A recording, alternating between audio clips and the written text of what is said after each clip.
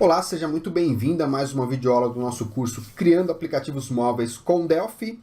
Nós vamos hoje aqui iniciar a parte servidora do nosso aplicativo, do nosso sistema, né, que a gente está criando aí durante esse período de curso, tá? Então, agenda de hoje, a gente vai começar criando aí o DataSnap, né, a versão do servidor que vai prover os dados para a gente aí na nossa aplicação. Na aula anterior a gente criou o primeiro banco de dados, né, nosso banco de dados curso, com as tabelas relacionadas ao nosso negócio aqui, né? E hoje a gente vai então fazer uma introdução ao DataSnap e começar a preparar o servidor para a gente poder consumir essas informações, esses dados do lado do cliente, tá certo? Então vamos lá, vamos abrir o Delphi aqui. Tá? Primeira coisa que a gente vai fazer aqui, vou mostrar para vocês como é que está disponibilizado nosso aplicativo, né? Nossa arquitetura. Então a gente criou aqui uma pastinha chamada Mobile, onde a gente está criando todo o nosso aplicativo Restaurantes Móveis, e a gente tem aqui também servidor, que não tem nada ainda, só um arquivo TXT aí com a descrição. A gente vai criar então aqui dentro dessa pasta o nosso servidor DataSnap para fazer esse trabalho aí, tá? Então vamos começar aqui, ó.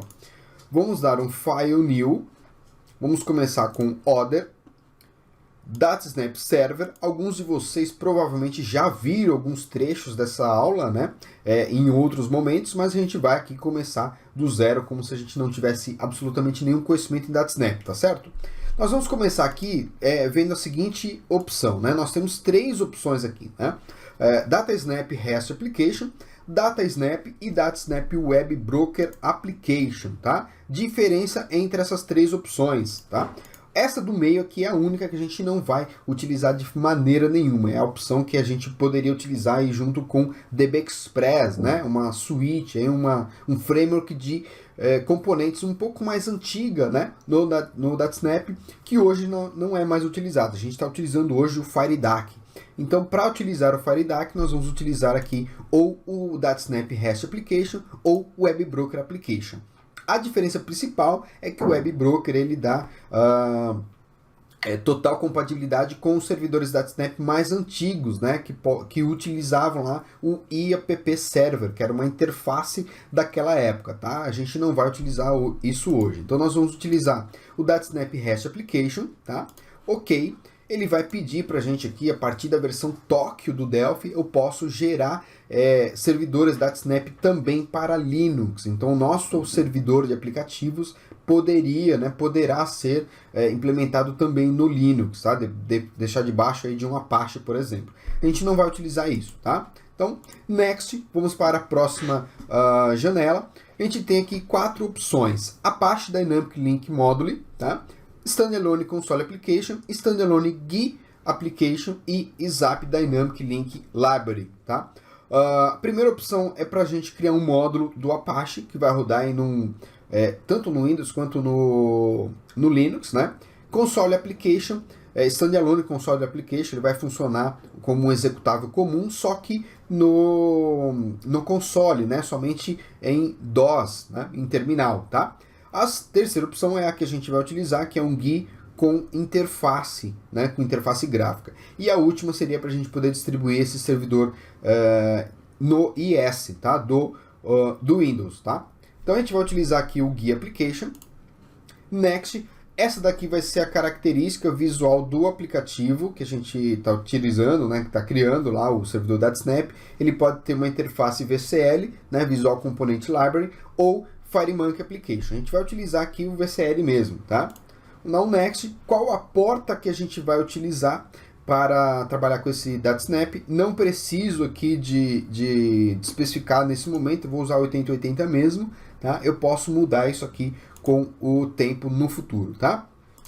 Next, e aqui ele vai me perguntar o que eu quero na minha aplicação, tá? Eu vou pedir aqui autenticação e autorização para a gente poder trabalhar aí com usuário e senha no servidor, evitando aí, a gente vai criar uma camada a mais de segurança, evitando que alguém descubra o endereço do nosso DataSnap e acesse diretamente a ele, tá? Nós vamos deixar ele criando aqui uma classe de métodos de métodos no servidor, básica, tá? E também aqui criar os samples, né, os métodos de teste, aí, de exemplo, para a gente poder fazer os testes necessários, tá? Então, eu vou dar um Next. Aqui ele vai me perguntar o tipo de conexão que eu quero, o tipo de componente que eu quero para manter os meus métodos no servidor. Eu posso utilizar aqui um T-Component, então se a gente ler ali o help na parte superior, ele está dizendo para mim que eu vou criar aí um simples, né, uma opção simples de implementação para os meus métodos, tá? A opção Data Model, que é um Data Model online, tá? Então ele vai ter aí é um data model normal como qualquer outro e vai manter aí a opção da gente arrastar componentes não visuais para dentro dele, tá? A última opção aqui, o DS Server Module, vai de encontro àquela opção do Web Broker, né, que a gente pode utilizar aí para compatibilizar com o IAPP Server Interface. A gente não vai precisar disso. Então, vamos utilizar Data Module, tá? Next, e aqui o endereço onde eu vou criar o meu servidor, tá?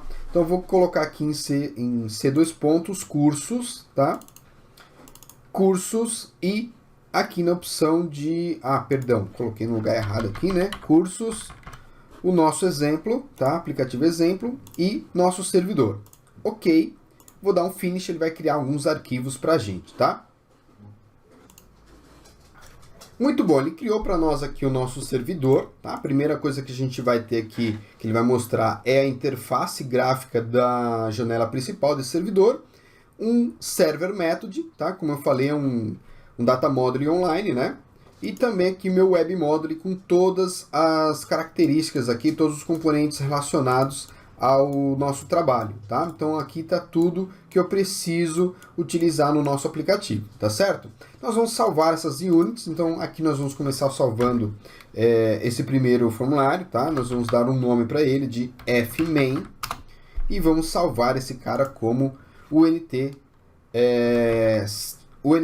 main, dentro da nossa pasta lá do servidor, tá? Vamos salvar aqui. O nosso server method, a gente vai dar o nome de métodos gerais, tá? Então, srv métodos gerais, tá?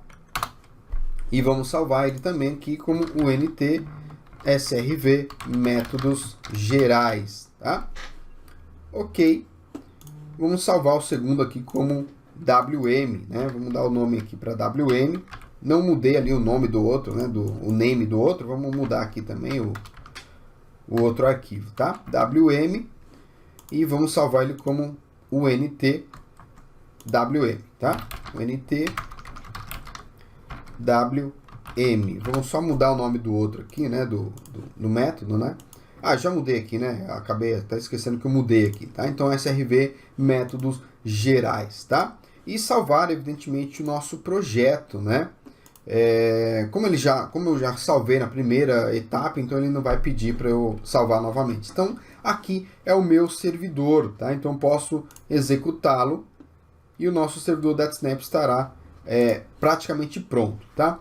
Bom, como eu mudei aqui o nome das minhas units, né? Então, ele vai reclamar aqui dizendo que não encontra as units. Então, tomem cuidado com isso, tá? Aqui a gente mudou para o unt srv métodos gerais, tá? Então, aqui também é o meu unt srv métodos gerais e o nome da nossa classe lá, né, que é srv métodos gerais, ok? Beleza, então agora sim eu posso executar a nossa aplicação tranquilamente. Ele vai abrir para a gente lá, tá? Perdão, tem mais um lugar aqui que ele vai pedir para eu mudar também, né? Então, aqui a gente vai colocar como unt srv métodos gerais e srv métodos gerais, ok? Vamos ver se ele não vai dar mais nenhum erro para a gente. Agora sim, dá um link aqui, né? Ele vai executar para nós o nosso aplicativo, tá? Então vamos executar ele aqui. E ele vai abrir para a gente o servidor. Eu vou dar um start, tá? Ele vai pedir permissão. O Windows vai pedir permissão, né? Open Browser, eu posso testar os meus métodos aí diretamente no browser, tá? Vamos esperar que o Firefox abrir, o browser padrão aqui na minha máquina virtual. Muito bem, ele abriu para mim aqui, né, o Firefox, e tá aí, ó, o meu servidor DataSnap, tá? Então, olha só, diferentemente do que se alguém já assistiu alguma aula minha aí no YouTube, etc., geralmente eu crio sem autorização, sem authentication, né? Então, e crio a opção também Web Broker. Aqui a gente utilizou um pouquinho diferente nesse curso. A gente utilizou aí a opção mais padrão do Delphi, né? Então eu tenho aqui usuário e senha, que vai ser usado aí para que a gente possa se conectar ao servidor DataSnap, e tenho também aqui, ó, os server functions, tá? As funções do servidor. Então isso aqui é bem legal porque a gente vai poder testar no browser os nossos métodos, tá? Então se eu tentar aqui, por exemplo, ó, o sistema, né, o servidor ainda está sem uma validação de usuário e senha, então eu consegui clicar ali, passar usuário e senha vazio, e aqui eu tenho, olha só que legal, todos os métodos, né, do nosso servidor. Então isso é muito legal. E tem o nosso métodos gerais, olha só, já dá para testar diretamente aqui no meu browser, tá? Essa é a primeira diferença em relação ao Web Broker ou a opção REST Application que a gente utilizou, né? Então se eu colocar, por exemplo, aqui Adriano, né? Vamos colocar Adriano Santos, esse é o echo string, né? Se eu der um execute, ele vai executar aqui embaixo e vai mostrar para mim o resultado, tá? Já num formato aqui que eu posso utilizar facilmente na aplicação do lado do cliente, tá? Então ele devolveu aqui Adriano Santos. Se eu colocar aqui no reverse string, eu vou ter Adriano Santos também novamente, ele vai trazer aqui ao contrário, né, que é um reverse, ele vai fazer a reversa do meu nome. Então isso aqui vai funcionar muito legal para a gente poder testar todos os nossos métodos